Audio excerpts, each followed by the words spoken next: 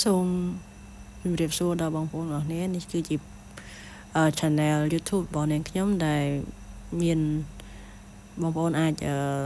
search បាននៅក្នុង YouTube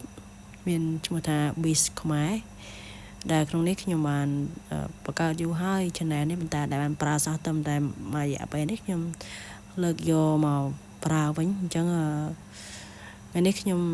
ចង់មកថ្លែងអំណរគុណដល់អ្នកចូលមើលក៏ដូចជាអ្នកចុច like ចុច share ចុច view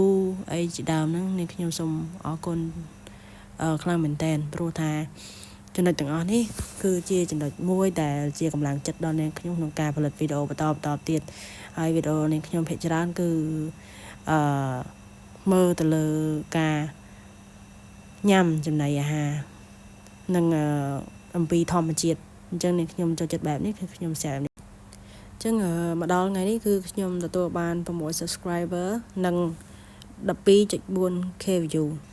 ហើយដែលក្នុងរយៈពេល7ថ្ងៃ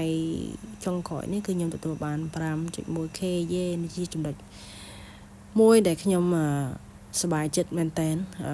ក្នុងការផលិតវីដេអូបន្តទៀតអញ្ចឹងសង្ឃឹមថាបងប្អូននឹងជួយគាំទ្រជួយចុច subscribe នៅលើ channel របស់នាងខ្ញុំព្រោះថានេះជាកម្លាំងជំរុញទឹកចិត្តនាងខ្ញុំក្នុងការផលិតវីដេអូជាបន្តទៀតអញ្ចឹងសូមអរគុណបងច្រើនក្នុងការជួយគាំទ្រ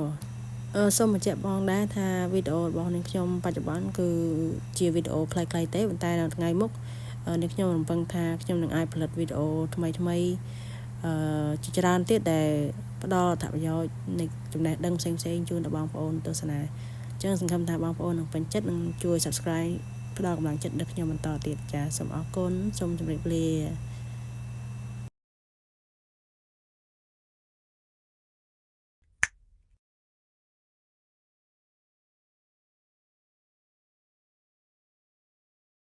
Thanks you for watching.